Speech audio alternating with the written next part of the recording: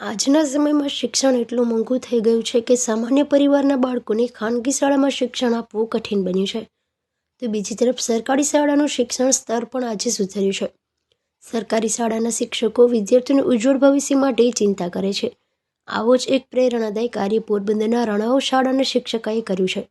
આ કાર્યમાં સોની વેપારી આર્થિક અનુદાન આપતા શ્રમિક પરિવારના 15 જેટલા બાળકોનું જીવન અંધકારે થતાં અટક્યું છે. પોરબંદર જિલ્લાના રાણાવાવની સીમ શાળા આશાબા સીમ શાળામાં વાડી વિસ્તારમાંથી બાળકો ભણવા આવે છે. આવા બાળકો સ્વાભાવિક રીતે મજૂરના બાળકો હોય છે. મારું નામ દિનેશ પરમાર, આચાર્ય શ્રી આશાબા સીમ શાળા. અમારી સ્કૂલ રાણાવ તાલુકામાં આવેલી છે અને સીમ શાળા છે, એટલે અહીંયા મોટાભાગના બાળકો છે મજૂરના બાળકો છે એવા આવતા હોય છે. અને એ બાળકોની આર્થિક પરિસ્થિતિ એટલી બધી સારી હોતી નથી, જેના કારણે અમારા શિક્ષિકાબેન શ્રી જલ્પાબેને આપણા પોરબંદર જે ઝેવર જ્વેલર્સ છે એમના સંદીપભાઈ રાણીગા છે, એમની સાથે વાત થયેલી કે આ બાળકો માટે કંઈક કરી શકાય. તો સંદીપભાઈએ કંઈ પણ વિચાર્યા વિના ખૂબ જ સકારાત્મક રીતે તૈયારી બતાવી અને અમારા 15 જેટલા બાળકોને દત્તક લેવાની વાત કરી અને એના માટે લગભગ 90,000 જેટલી રકમ અમારી શાળાને ફાળવી આપેલ છે. આ રકમમાંથી આખા વર્ષ દરમિયાન આ બધા બાળકોને ડ્રેસ, પછી નોટબુક, પાઠ્યપુસ્તક અને ટ્રાન્સપોર્ટેશન જેવી સુવિધાઓનો લાભ મળવાપાત્ર છે. તો આ સંદીપભાઈ જે છે એની જે આ એક વાત છે, એનો જે એક પ્રયાસ છે એ શિક્ષણ જગત માટે ખૂબ સારો છે. અને ભવિષ્યમાં પણ સંદીપભાઈ એવી તૈયારી દર્શાવી છે કે ભવિષ્યમાં પણ અમારે આ શિક્ષણ ક્ષેત્રે કંઈક આગળ વધવાની અને આગળ કંઈક કામ કરવાની નેમ ધરાવે. અમારા શાળાના શિક્ષિકા શ્રી જલ્પાબેન છે, એ 90,000નો એક રાઉન્ડ ફિગર હતો, એને અમારે પૂરો કરી અને અમારા જલ્પાબેને પણ એમાં 10,000 એડ કરી અને આ રકમને ₹1,00,000 જેટલી બનાવી અને એ ₹1,00,000 છે હવે આ બધા બાળકો માટે વાપરવામાં આવશે પૂરા વર્ષ દરમિયાન.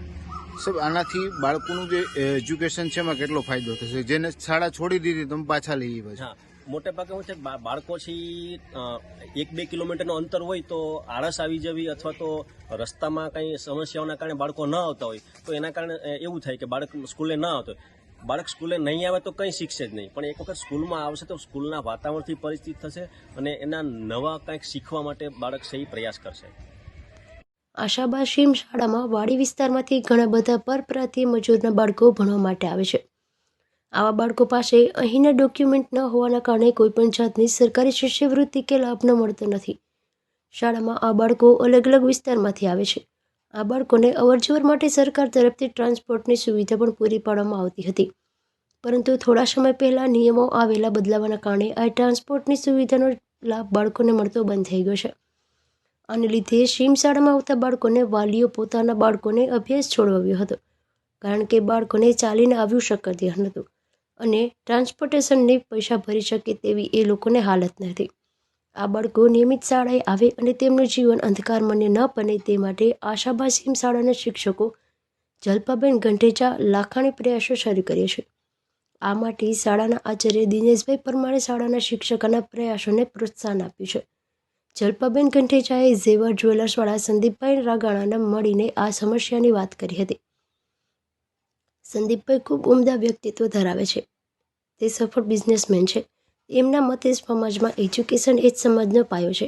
એવી વિચારધારા ધરાવતા સંદીપભાઈ જલ્પાબેનની શાળાના 15 બાળકોને દત્તક લઈ બાળકોની ટ્રાન્સપોર્ટેશનની યુનિફોર્મ તથા નોટબુકની અનેક અન્ય સ્ટેશનરી તમામ જવાબદારી એક જ મિનિટમાં ઉપાડી લીધી છે અને તમામ ખર્ચનો આંકડો જણાવી વ્યવસ્થા કરી આપવાની તૈયારી બતાવી અને 90,000નું અનુદાન આપ્યું હતું.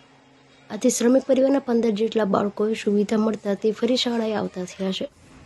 શિક્ષકના પ્રયાસો અને સોની વેપારીના આર્થિક સહયોગથી શ્રમિક પરિવારના બાળકોના શિક્ષણનો પ્રકાર ફરી ઝળહળતો થયો છે.